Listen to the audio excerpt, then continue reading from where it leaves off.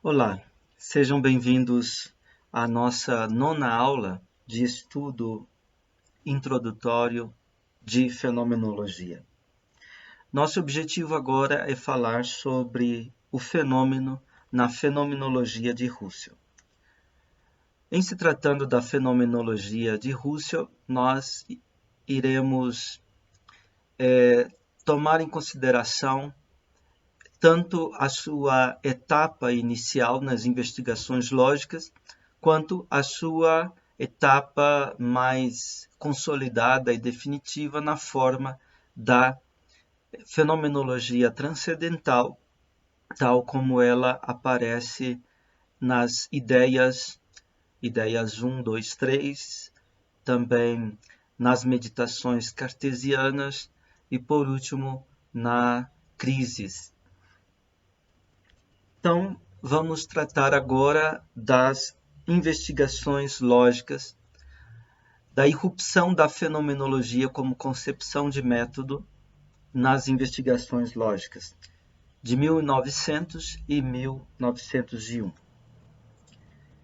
Edmundo Husserl, nascido em 1859, falecido em 1938, é o pensador em cujo trabalho, precisamente nas suas Logische Untersuchungen, investigações lógicas, publicadas em 2 volumes nos anos de 1900 e 1901, faz aparição pela primeira vez a fenomenologia, entendida como um conceito de método de investigação filosófica. Tal conceito de método busca dar à filosofia o caráter essencial de uma ciência rigorosa, que, por sua vez, enquanto ontologia universal, possibilite às ciências não filosóficas uma fundamentação radical e transparente.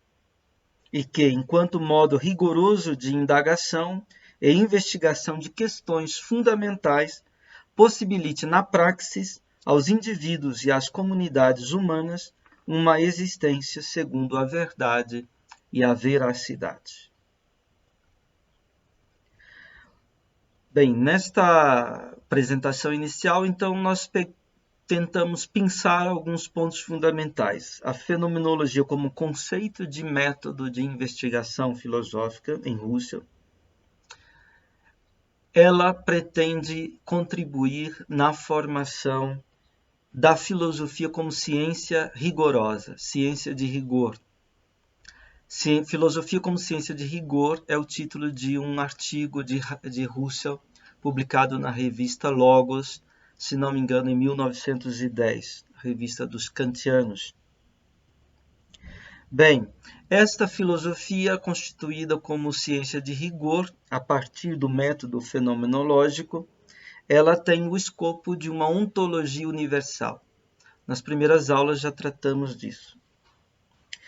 Esta fenomenologia que possibilita a filosofia como ciência de rigor e como ontologia universal, por sua vez, no entendimento de Husserl, ela, num momento primeiro, ela seria uma fundamentação para as demais ciências. As demais ciências, as ciências positivas, terem uma fundamentação filosófica mais condizente com a investigação do real, dos objetos, ultrapassando a ingenuidade ontológica que está presente nas ciências positivas e encontrando um solo, por assim dizer, crítico transcendental na própria filosofia. Mas não era só isso que Husserl visava. Husserl visava também que a fenomenologia fosse um modo de ser, não só um modo de pensar, mas um modo de viver. Né? Um modo de viver a partir dessa dimensão da consciência transcendental, e que esse modo de viver poderia transformar a praxis humana, né? Em todas as suas dimensões. Não só para indivíduos, mas também para comunidades. Então, o projeto da fenomenologia husserliana, ela deixa-se traçar, em grosso modo, através desses aspectos que acabamos de indicar. Bem, Russell começou na filosofia partindo daquilo que lhe era mais acessível, da matemática. Na verdade, a própria busca de esclarecer os fundamentos da matemática o conduzira a uma reflexão filosófica mais abrangente e mais originária. Heidegger escreve: a propósito, isto foi característico. O trabalho filosófico de Russell começou então não com qualquer problema imaginado ou trazido de fora, mas, de acordo com o seu caminho de desenvolvimento científico, ele começou a filosofar sobre o chão que tinha, isto é, sua meditação filosófica, no sentido da metódica de Brentano, se dirigiu à matemática. Então, Russell já tinha o doutorado em matemática, chegou a trabalhar com Weierstrass, grande matemático do seu tempo, quando ele oscilou entre a matemática e a filosofia. Na dúvida de poder encontrar na filosofia uma ciência de rigor, Russell procurou então Franz Brentano, na Áustria.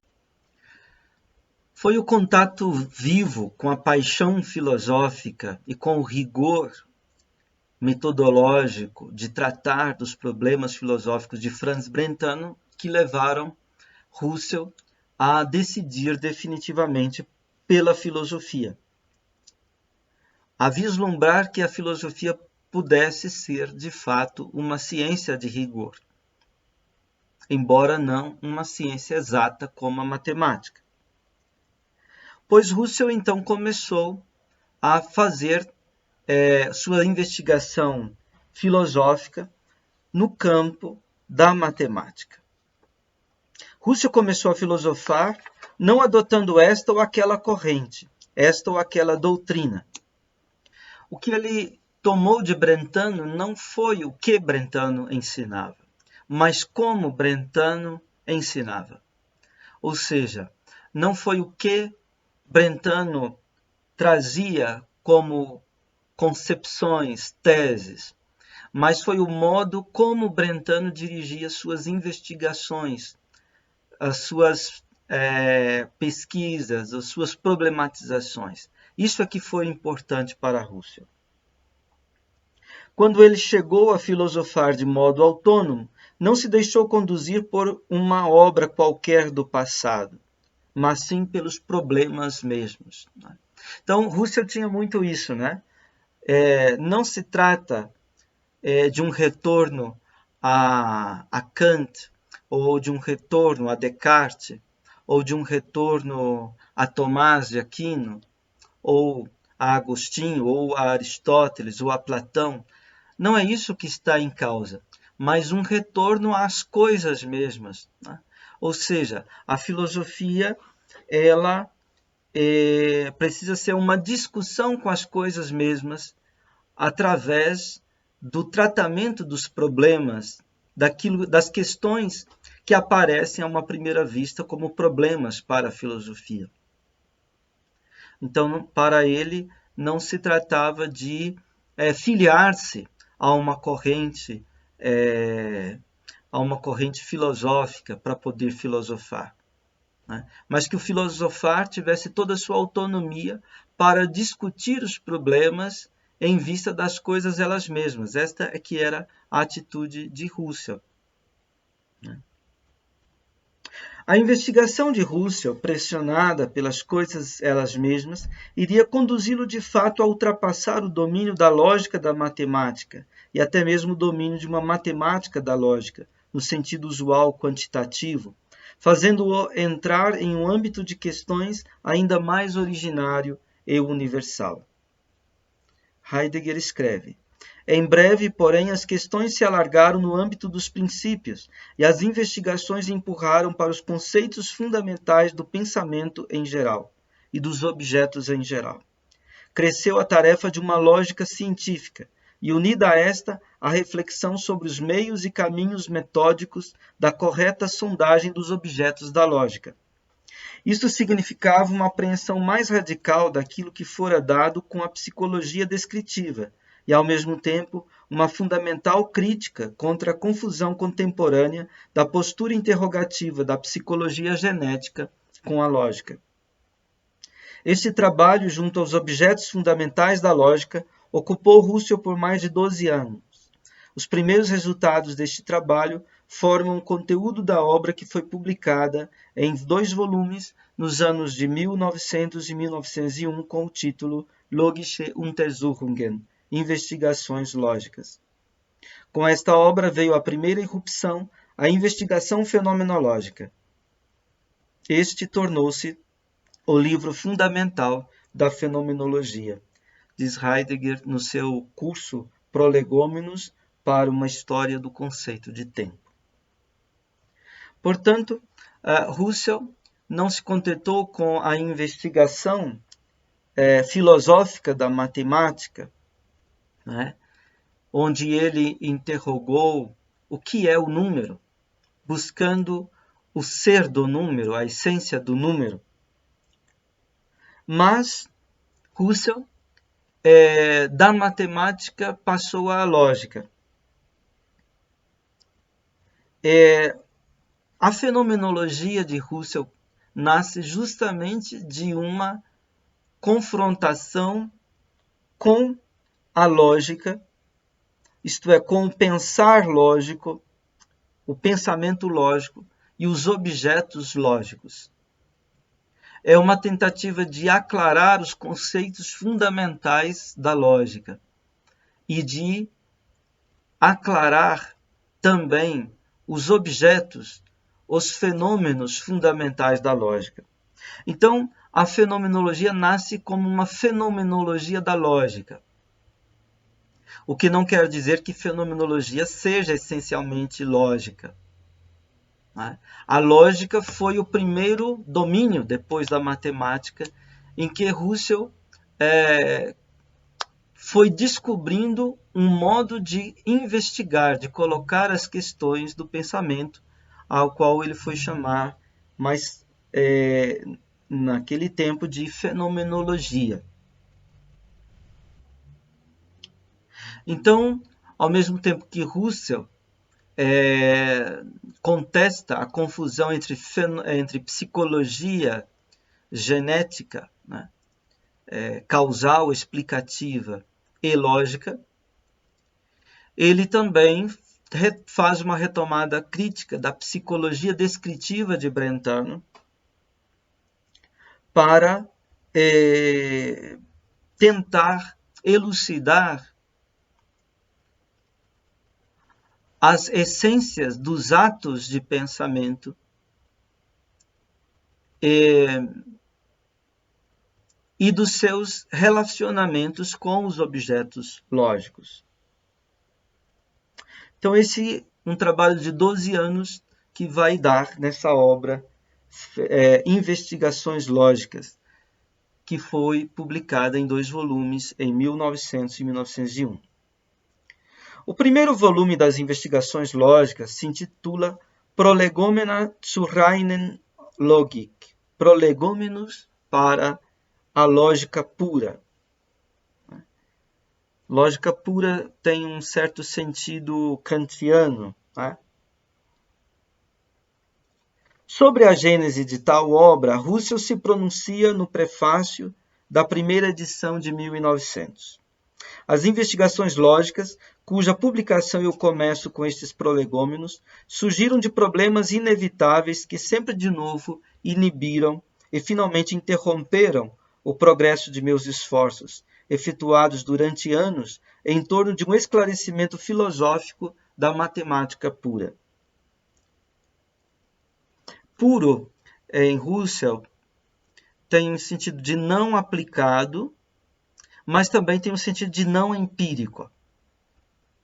Então, falar de matemática pura, falar de lógica pura, nos conduz para essa dimensão do não aplicado, portanto, do teórico, mas também do não empírico, portanto, da dimensão do transcendental. Continuando a citação de Russell, ele diz assim: Paralelo às perguntas sobre a origem das intelecções e dos conceitos fundamentais da matemática, aqueles esforços se deparavam também com as difíceis perguntas do método e da teoria matemática. Aquilo que deveria parecer transparente e facilmente compreensível, segundo as representações da lógica tradicional, ou em todo caso da lógica reformada, a saber, a essência racional da ciência dedutiva, com sua unidade formal e metódica simbólica, se me apresentou no estudo das ciências dedutivas, efetivamente dadas, obscuro e problemático. Isso aqui é uma citação de Russell, no volume 1, logo no comecinho, na 5ª página. Bem, então, a essência racional dessa ciência dedutiva chamada lógica lhe parecia obscura. Ela tem uma unidade formal, ela tem um método simbólico, mas o que é a essência dessa ciência?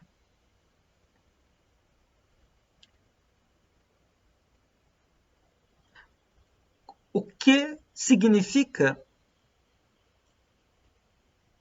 na verdade, no fundo, cada um dos conceitos fundamentais dessa ciência chamada lógica? O que é e como é o objeto investigado pela lógica? Ou seu campo de objetualidades? Então, são perguntas que Russell se fazia e para as quais ele não encontrava clareza.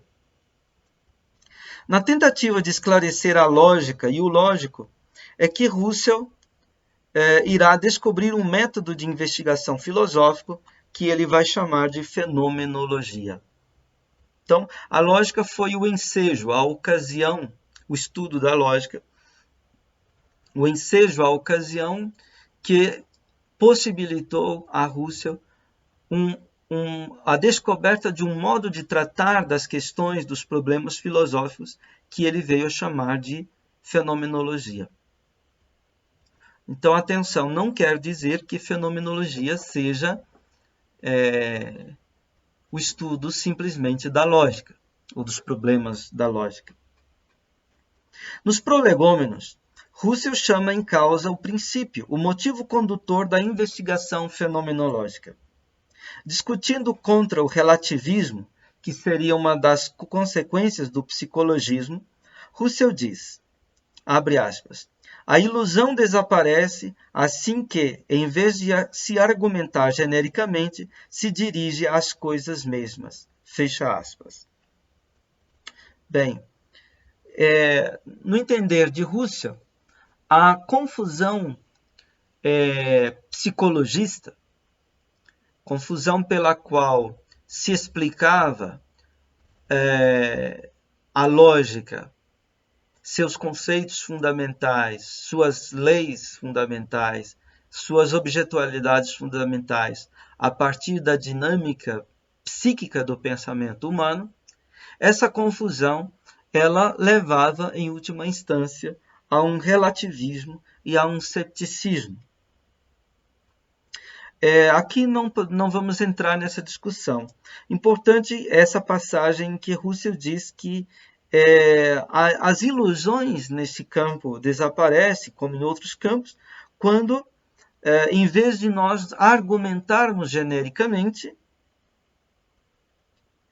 nos dirigirmos às coisas mesmas. Então, fenomenologia não é um estilo de pensamento que se contenta com argumentações em toda a sua abstração, generalidade. Fenomenologia é um pensamento que, em sua investigação, quer se dirigir às coisas mesmas. Então, Russell usa aqui esse termo que se tornou slogan da fenomenologia, an die Sachen selbst, as coisas mesmas. Coisas aqui, como já explicamos em outros momentos, coisa significa Sache, aquilo que está cada vez em discussão, aquilo que está cada vez em questão, aquilo que está em causa na discussão. Isso é a coisa. Então, naturalmente, as coisas da lógica não são coisas no sentido de coisas da natureza, como uma pedra, uma árvore, né? Um animal, e também não são coisas no sentido de coisas como artefatos que o homem produz, um prato, uma lâmpada, né? As coisas da lógica são coisas de outro tipo, né? Não são nenhuma coisa no sentido de coisas reais, né? Então ali a palavra coisa é tomada nesse sentido de aquilo que está cada vez em causa, aquilo que está em discussão. Faz aparição assim aquela expressão que deveria se tornar a máxima da própria investigação fenomenológica, zu den Sachen selbst, às coisas mesmas. A investigação filosófica procura verificar se a obviedade dos fundamentos de uma teoria, doutrina ou ciência é uma evidência originária ou apenas um pré-julgamento irrefletido. Tal investigação é, por conseguinte, enquanto sondagem dos fundamentos, das pressuposições fundamentais, a busca positiva das coisas mesmas, isto é, do âmbito fundamental, onde o pensamento possa fazer a experiência da autodoação das coisas em questão no modo da aparição originária das mesmas. Então, o mais difícil de se investigar são os fundamentos e os princípios do que quer que seja. Os conceitos fundamentais de uma ciência, de uma teoria, por exemplo. É preciso cada vez examinar se são pré-julgamentos irrefletidos aquilo que nós pressupomos, ou se são evidências auridas a partir da autodoação dos fenômenos.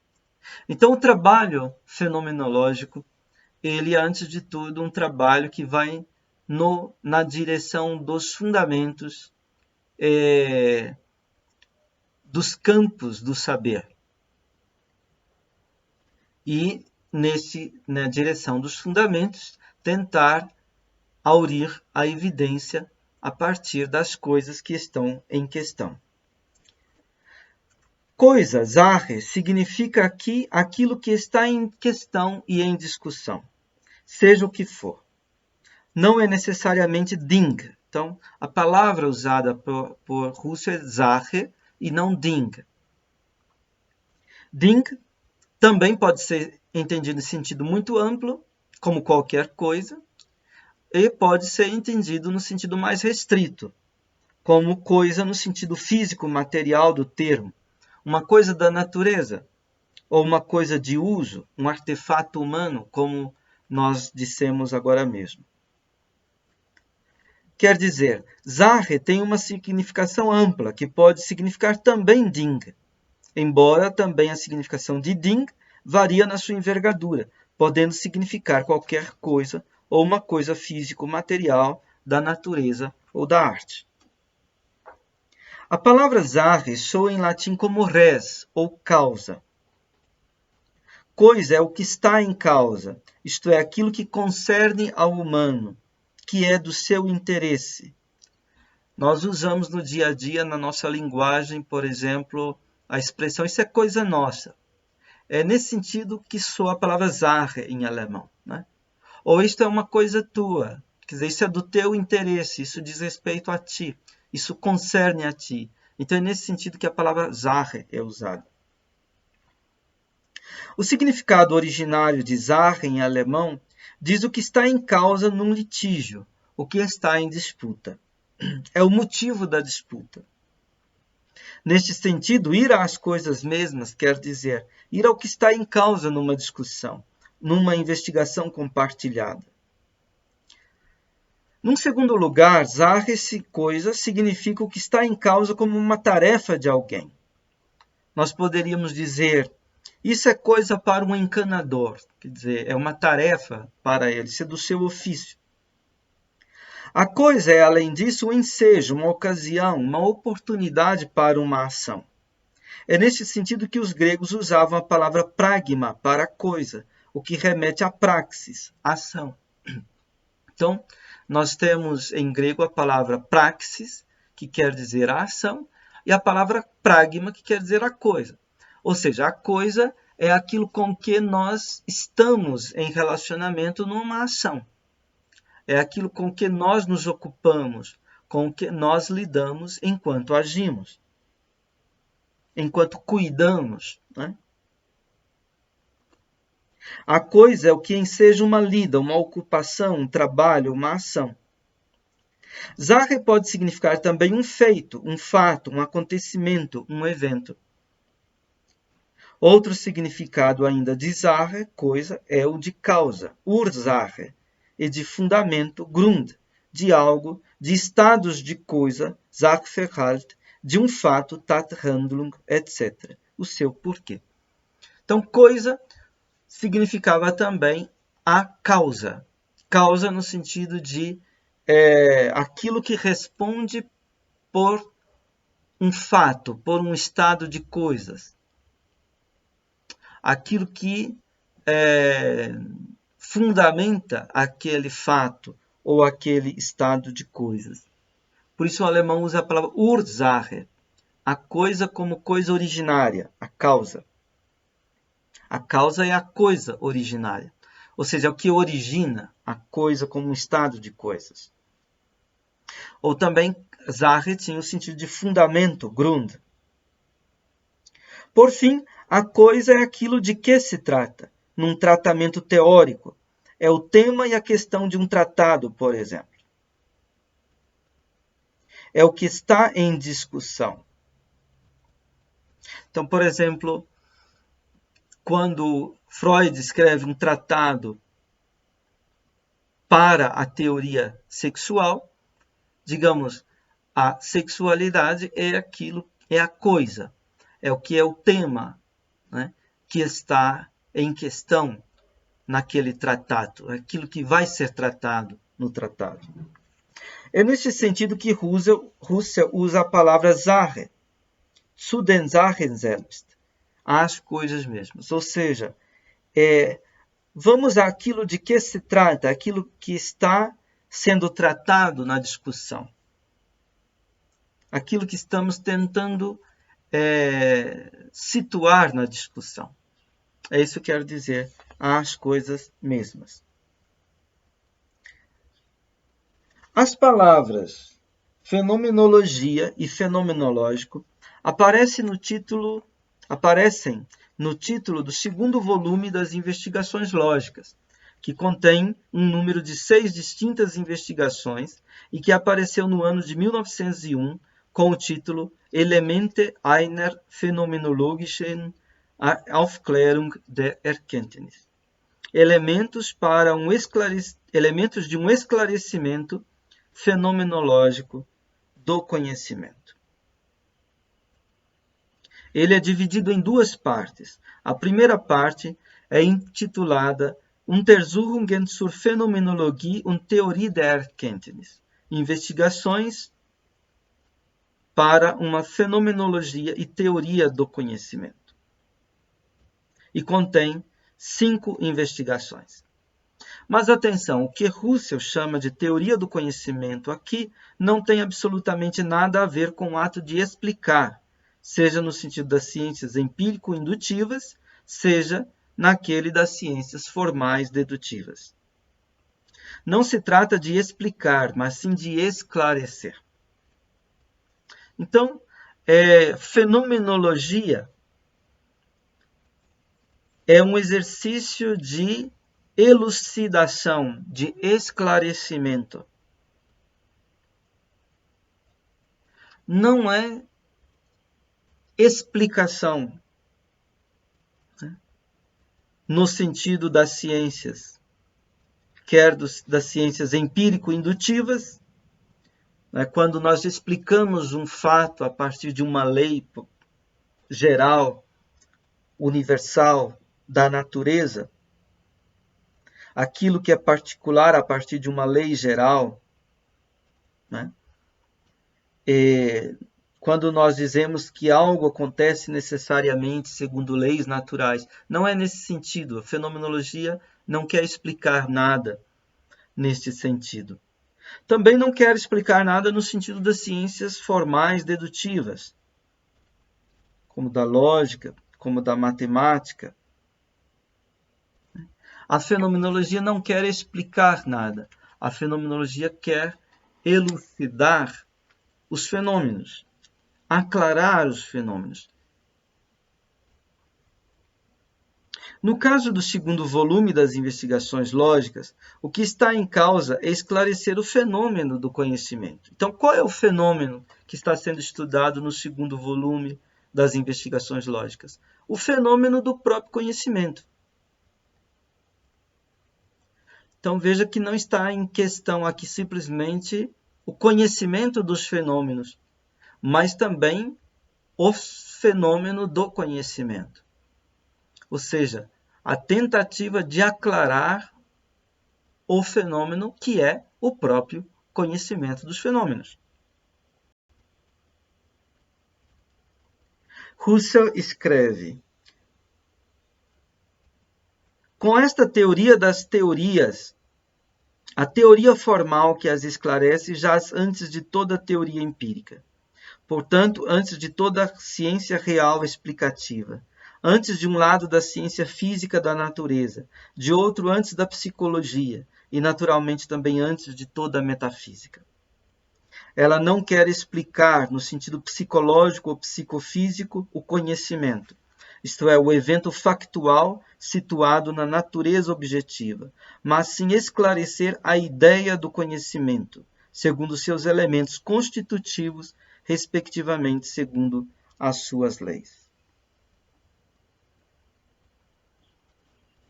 Então, não se trata de explicar, nem no sentido empírico, a posteriori, isto é, colocar um fato sob a determinação de uma lei da natureza geral, nem se trata de explicar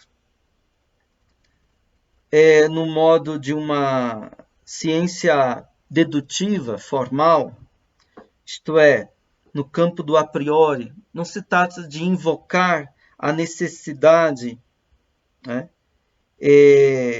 que relações específicas de grau inferior têm a partir de necessidades gerais mais abrangentes, como os axiomas. Não se trata disso. Não se trata de explicar no sentido das ciências, mas se trata de esclarecer.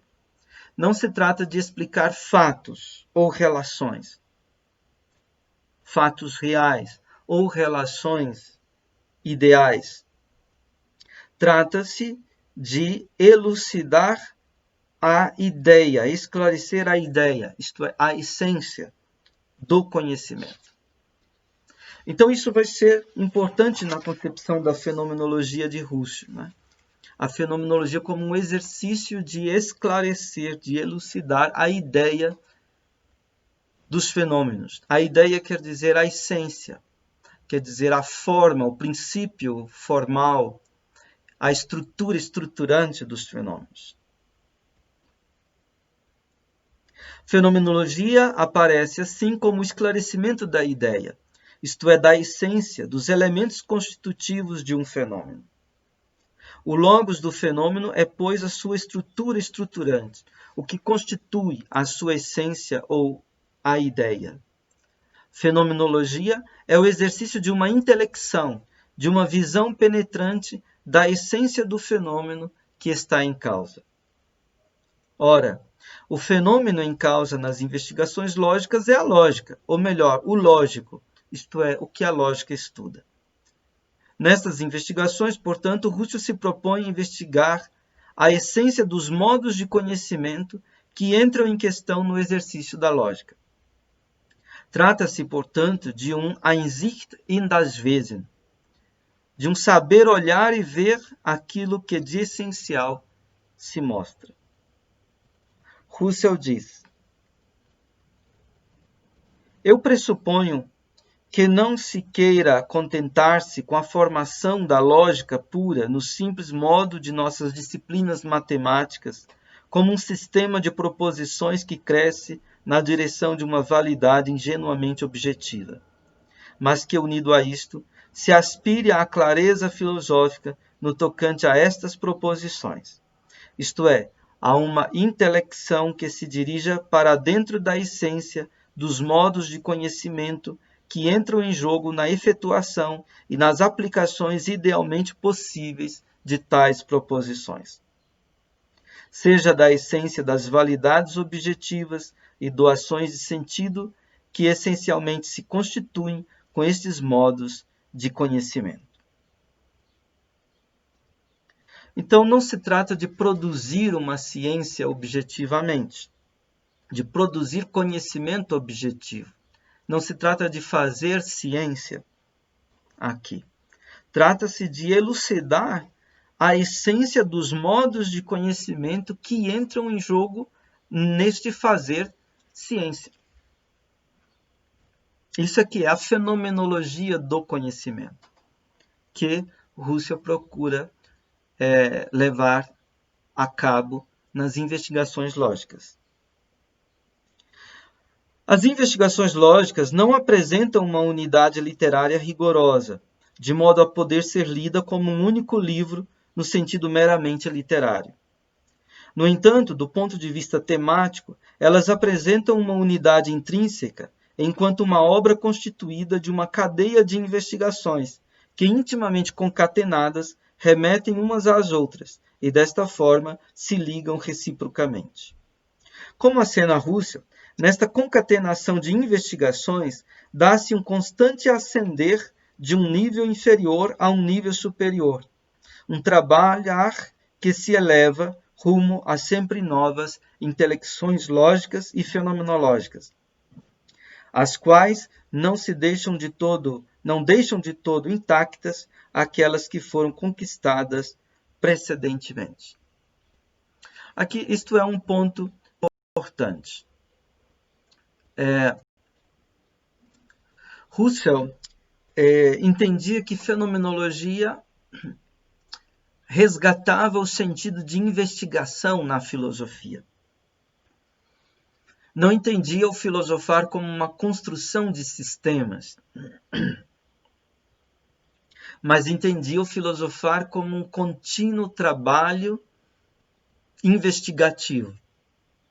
Uma investigação que vai abrindo dimensões, galgando níveis, e, como um caminho, vai retomando etapas anteriores nas etapas posteriores.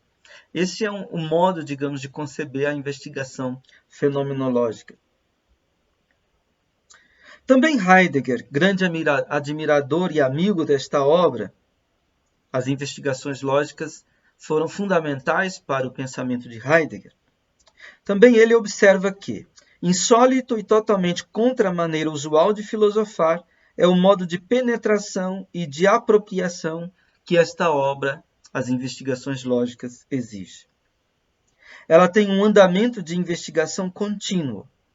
Requer uma presentificação intuitiva explícita, feita passo a passo, e uma atestação que controle aquilo de que se trata. Bem, aqui aparecem duas palavras importantes, Vergegenwärtigung e Ausweisung. Vergegenwärtigen nós traduzimos aqui por presentificação. Então, na medida em que se investiga, é preciso ter presente, ou tornar presente, melhor dizendo, aquilo que está em causa na investigação.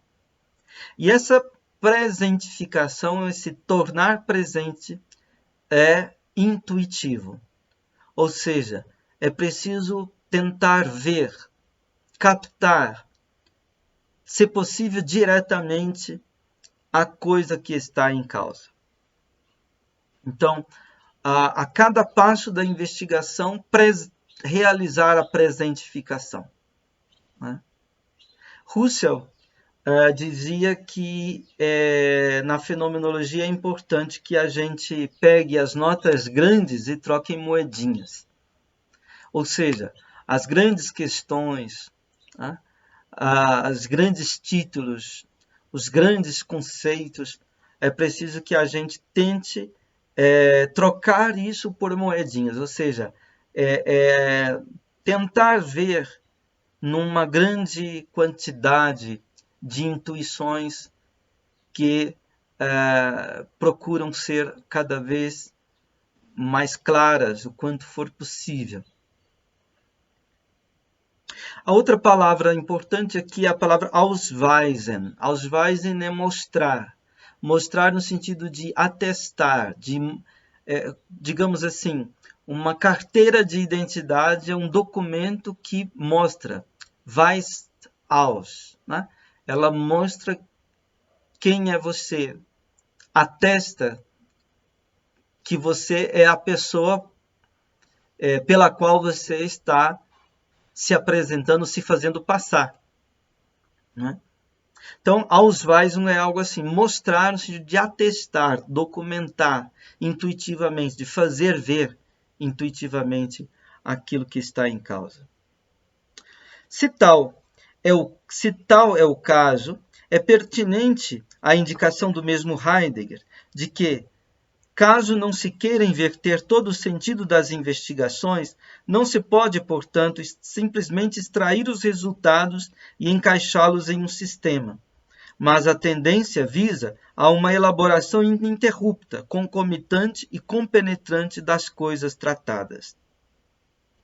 Então, na fenomenologia não se trata de construir sistemas, mas se trata de, sempre de novo, tentar penetrar o fenômeno, aquilo que é concomitante a ele, o conjunto de referências que esse fenômeno traz consigo a outros fenômenos, tentar elaborar continuamente a evidência dos fenômenos. Com outras palavras, citando mais uma vez Heidegger, jaz na essência das investigações lógicas que elas não possam ser referidas abreviadamente, mas devem ser cada vez repetidas e percorridas. Toda indicação aproximada do conteúdo da obra seria, falando fenomenologicamente, uma incompreensão. Bem, correndo o risco de cairmos nessa incompreensão, já que não podemos ler esta obra, comentá-la, discuti-la pormenorizadamente, nós iremos apenas tentar mostrar a tendência desta obra e o modo investigativo do seu procedimento, do modo dela tratar as questões.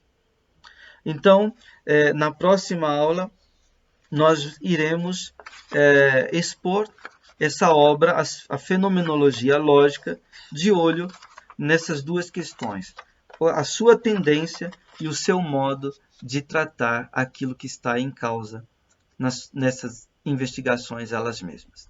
Muito obrigado pela sua atenção, muito obrigado pela sua paciência e até a próxima vez.